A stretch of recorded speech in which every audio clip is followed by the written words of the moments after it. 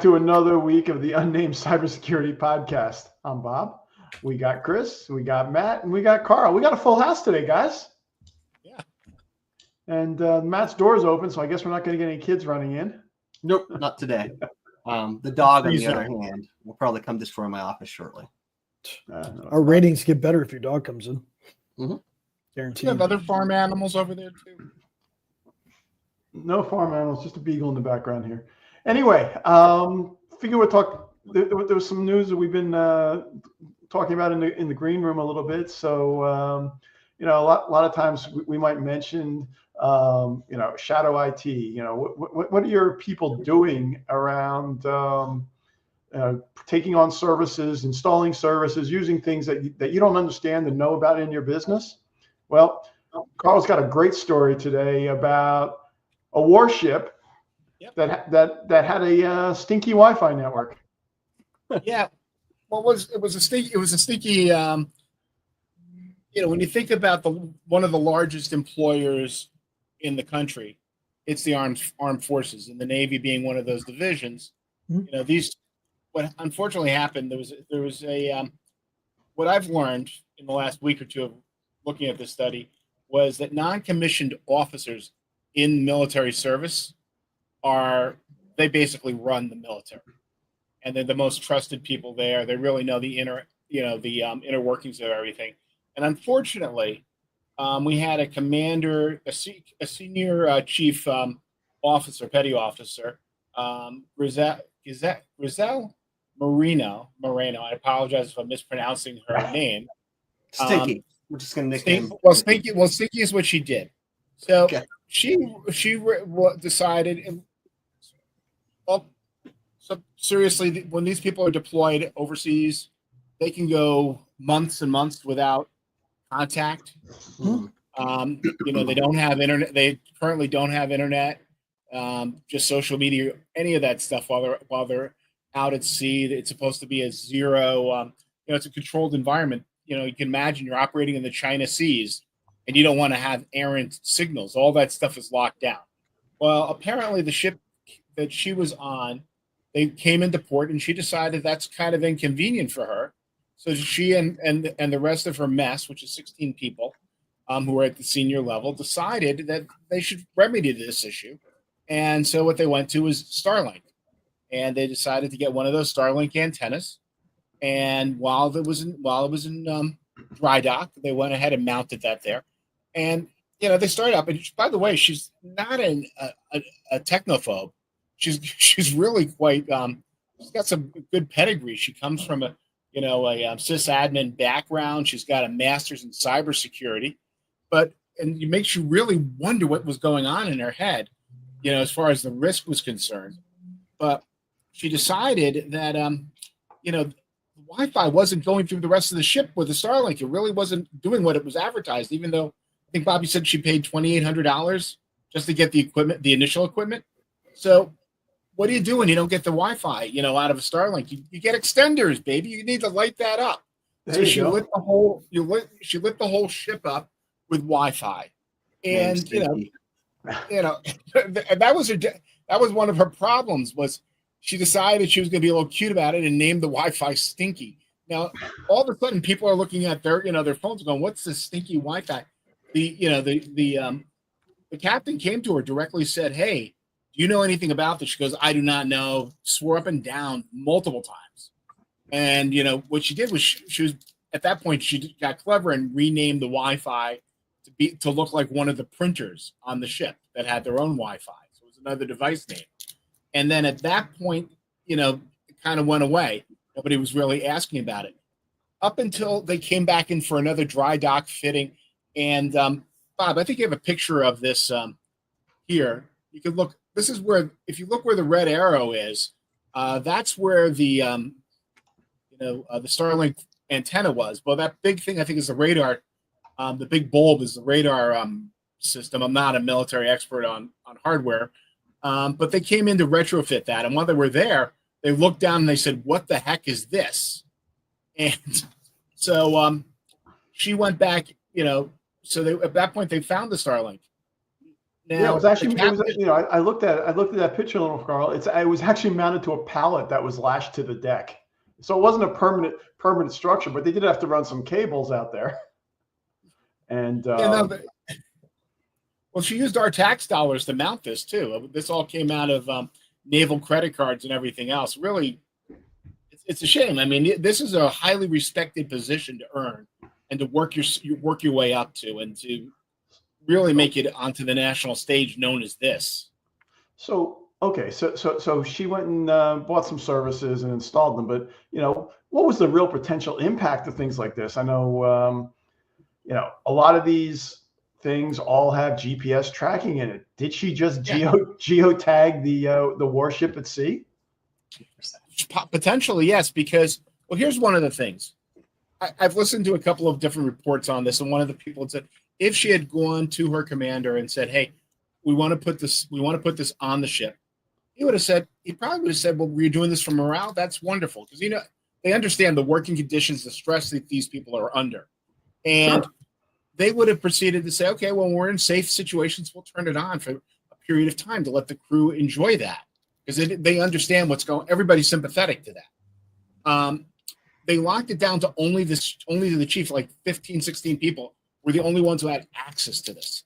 So when he confronted her the second time, she proceeded to go and say, "Oh, well, we did this for morale, you know, and we opened it up, and we only did it when we were in safe situations."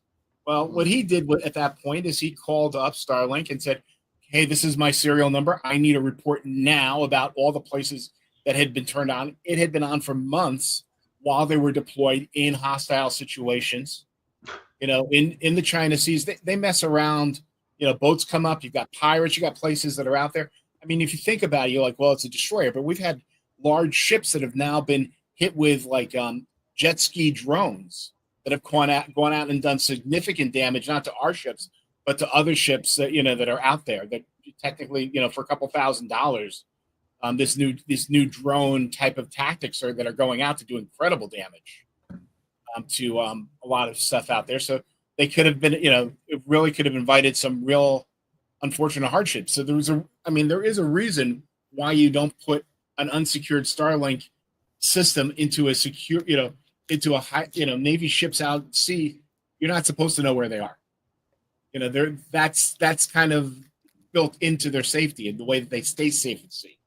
So, you know, and on top of that, she didn't even share with the rest of the crew, you know, and could have unfortunately been a real tragedy here.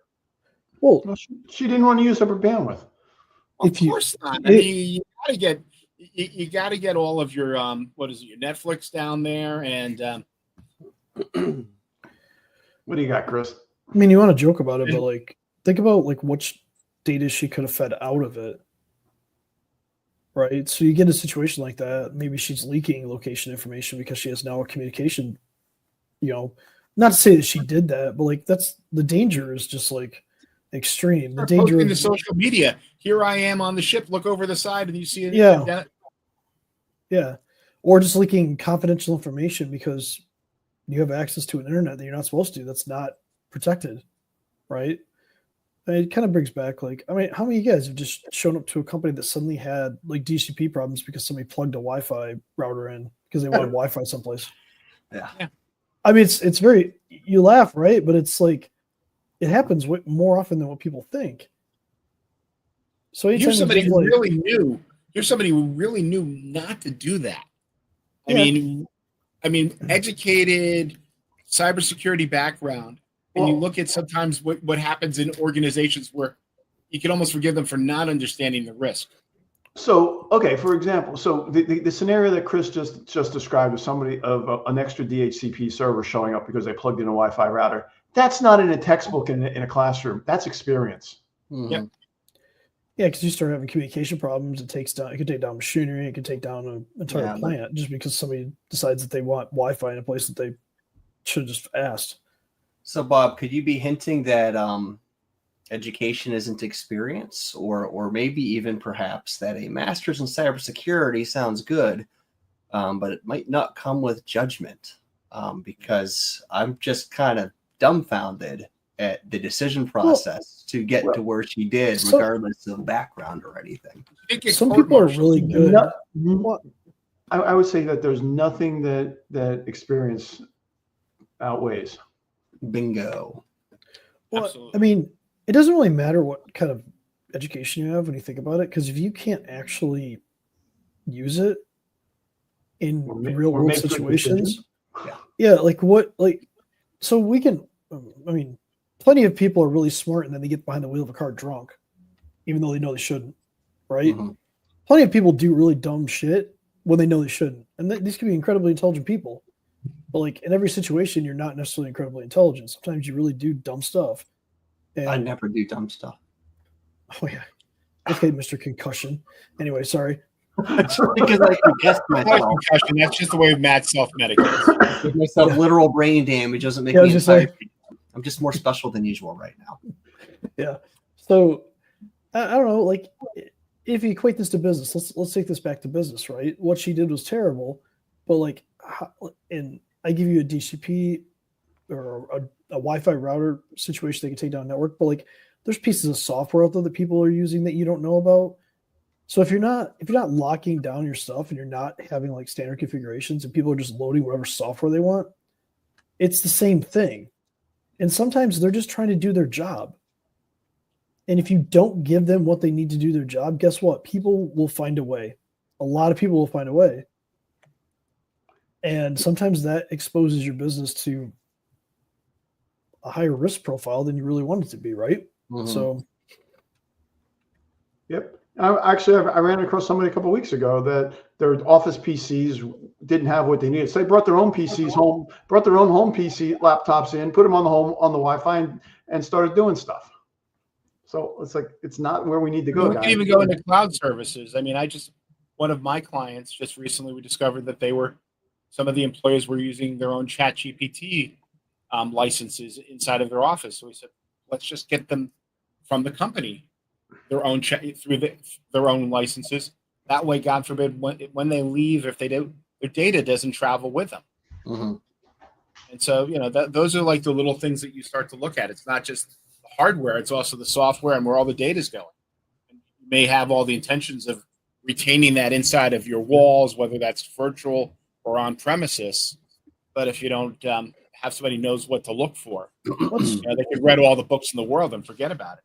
Well, I mean, that's the essence of shadow IT. People will find a way to do things, and if you don't know about it, it's done in the shadows, right? Mm-hmm. I mean, yep. So, Chris, how do we find it? First of all, you have shock collars in all of your employees, so if they get caught, I'm just kidding. It's a joke. I like it's it. really on the wrist now. They don't. Put what? Oh, that's not fun. They don't put it around the neck. It's on the wrist, Chris. I saw a guy this weekend try to use a shock collar, put her on neck to see what it would be like before he put it on his dog. So, yeah, there are things that still happen. I've seen that at the Thanksgiving dinner. I think the thing that you want to think about is, okay, take it back to basics. What do you use in your business every day? What software do you use? Do you have that defined? Do you know every piece of software that's used in your company? The answer most of the time is no. Mm-hmm. So you need to have an approval process. Nobody should be able to install a piece of software without it being approved. You have approved software in the company. You have approved websites. You have to start monitoring this stuff. There's tools for like email where you can kind of look at like what people have signed up for. You don't want people to just automatically go sign up for things with their work email and start loading data in there, like what Carl said about ChatGPT, but like other things as well. You need to be monitoring your email, what they're signing up for, and then make sure that the PCs are locked down in a way that they can't just install anything. And then if you're the owner, try to be an example and not the exception every single time. And because that's what we see a lot is owners say, well, maybe they can't install something, but I can because I own the company. Well, that's true, but you're also the biggest risk to the company. Absolutely. So you got to. Yeah, if you want to load something that's questionable and you're the owner, does it really deserve to be on your business PC? Or is it something that if it's a personal thing, why don't you just have a personal device that's with you that you can use? Yeah, so that's a good point. I mean, home PCs are cheap. It's nice to have a separate device that's whatever, you know. But I think the biggest point anyone made, and Chris, I think it was you that said, give your employees what they need, because otherwise they'll find a way. And like that hit home, because I mean, we've all seen it, but I think a lot of business owners don't realize that, oh, if you don't have some kind of secure file share platform, they're going to find a way to send it, whether that's a personal Dropbox account. And by the way, when they leave the company, that data is going to stay with them, not you. Just all kinds of things. They really need the tools to do the job. Otherwise, they're going to find a way that's probably going to bite them or the company in the butt later on, because they just don't know better. Or they might just be malicious. They're just trying to steal your stuff. No, Well, they're also working from the side of like, just they're trying to get their job done, and they're looking for, like we all do. It's the way we're built. We're always looking for a shortcut or a better way, you know, to make these things happen. And when we see new technologies that are out there that can speed that up, you know, people are going to, you know, people are going to look for the path of least resistance. Mm-hmm. Yeah, I don't think any of us want to just say people are malicious, right? Most people just want to do their job, go home, right? So they're going to use whatever they can to do that. But you have to think of the malicious side too. Sometimes they might just get pissed off at you, and they might use that power that they have to load tools and, to Matt's point, take data, put it on something personal and get it out of the business. Somebody pointed out yesterday that if you take a group of 100 people, at least one of those people in that group is going to be a jerk. So if you have if you have a company with 100 people in it, hold on, just one? I said at least. It's like a pretty low ratio. I'm giving you a very low bar. So then if you have a company, you know, what's the percentage? I think, you know, so I think the bar might be 52%. You're an employer with 100 people or 200 folks in there, you've got to assume that you've got a small percentage of people, you know, that may slip through the cracks as far as your scanning. Well, I think there's a video going on social media that illustrates that point. It's usually a dog. It's like the person will say it's cost nothing to be nice. Yeah. Oh yeah. How much does it cost to be an asshole? It's free, isn't it? I'll Venmo you. So, you know, it goes back to that point. Like, anyway, the moral of the story is figure out the Wi-Fi on naval ships. Don't leave geolocation on them for another company to see where U.S. naval ships are. Bad idea. Give your employees what they need to do their jobs. Make sure that you have standards in your business that are only allowed. Like, these are the applications that you can use in your business. And if you don't have that, start kind of just tracking what you use every single day, each department, everything like that, and make it a standard. And then work with somebody that can help you lock it down and make sure that it has to be, there's an approval process. There you go. Yeah. Mm-hmm. With that, it's time to move on and get back to work, gentlemen. I don't want to get back to work. We said you were talking about other stuff. Just kidding. All right. Drop us a follow. Drop us something down in the chat. Like, what do you want to see us talk about? If you want us to expand on Shadow IT, if you want us to use something else, let us know. Yeah, if you want to, and we're also now still having the Matt fan page. Specific out there, we have T-shirts. True. That are going to be made for the Christmas holidays. Also, if you want to, we also have a special store now. Where you can buy mugs. Also, if you want to Venmo me, just send me, just DM me, and then I'll send you my Venmo. No idea what's happening now. Actually, we're selling things off of our desk. I was reading a book over the weekend, and there was a note in the preface from the author that said, you know, you want to start earning money now, Venmo me, and I'll send you $1. And he did. Okay, that's kind of funny. Talk to you later, guys. Later. Have a good